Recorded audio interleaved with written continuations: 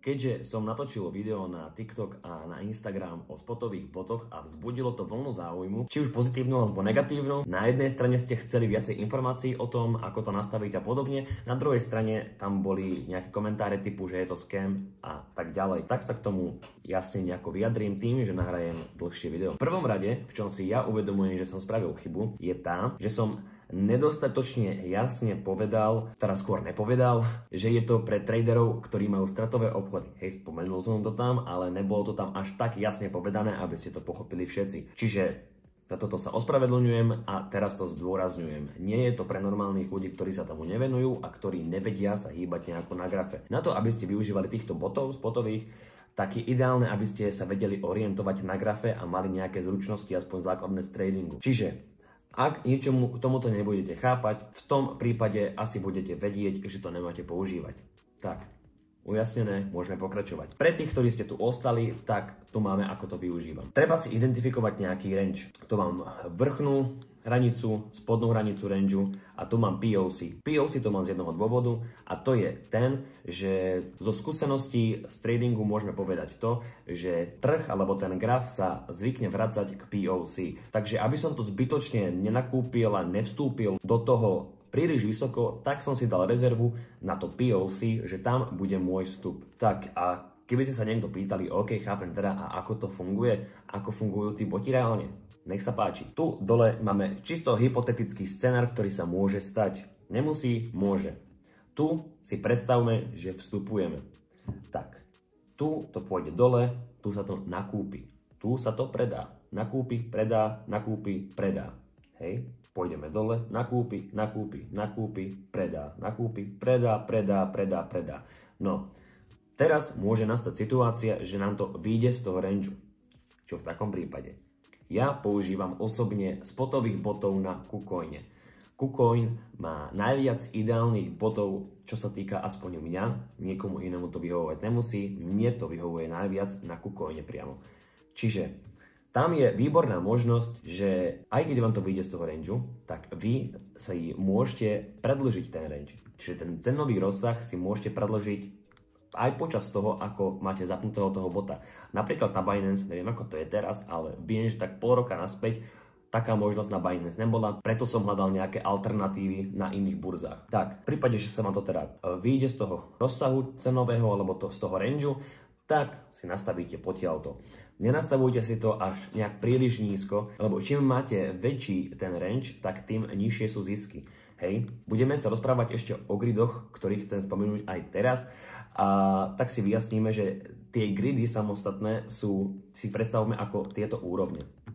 Každá jedna úroveň, nazvime ich, že jeden grid. Áno, čiže keď budete hľadať tých botov, tak to nájdete ako spot grid. A to súvisí aj s tým, že čím menej máte gridov, tak tým väčšie máte zisky.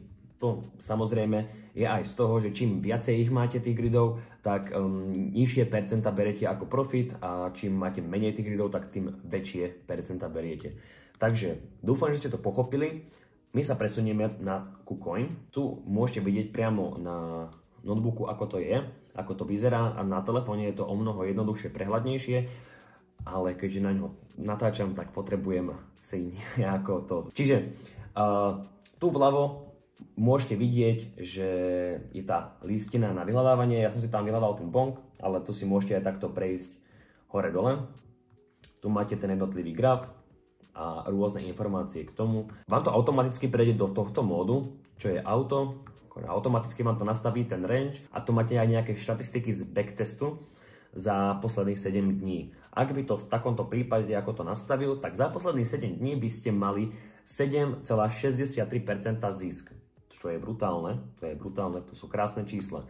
A grid samotný ten bot by spravil za rok 50%, plus môžete do toho započítať, že ak by cena šla vyššie, tak to máte ešte násobne vyššie, hej? Že toto sa počíta samotný ten grid a je to len pravdepodobnosť za posledných 7 dní, keby sa to backtestoval. Ale keďže ja to chcem mať podľa seba všetko, nechcem sa spoliehať na nejaký algoritmus, tak tu môžete vidieť, že si môžete nastaviť presne podľa seba spodnú hranicu, ako som vám ukázal, vrchnú hranicu. Tu máte počet gridov, k tomu sa ešte vrátime. Tu koľko budete investovať.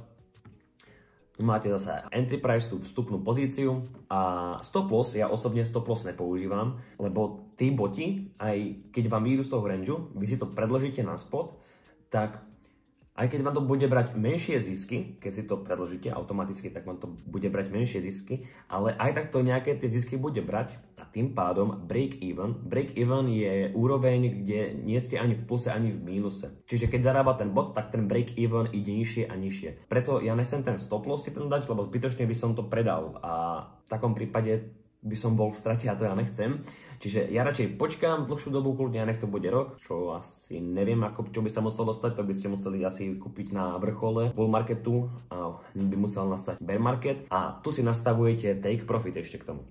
Ja si take profit dávam jemne nad hranicu rangeu.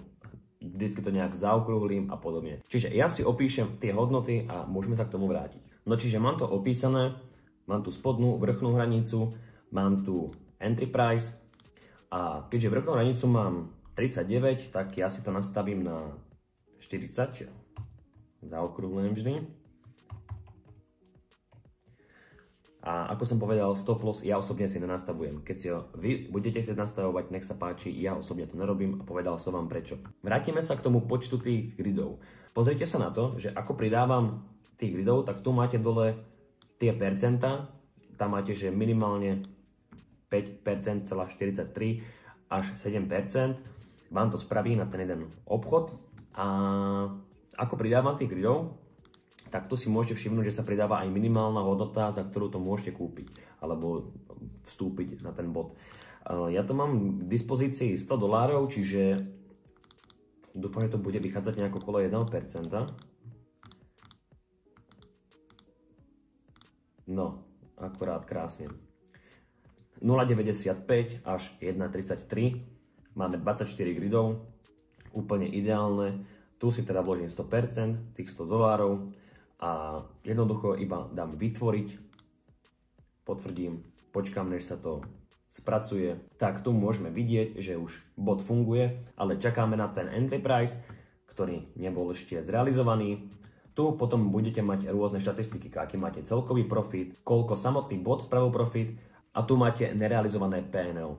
Čiže, a ešte tu vidím break even, ten sa vám automaticky, čo som videl iba na KuCoine, tak vám tu automaticky prepisuje priamo v čase, aký je váš break even, čo je perfektné a podľa toho sa môžete ešte aj rozhodovať, čo sa týka toho bota.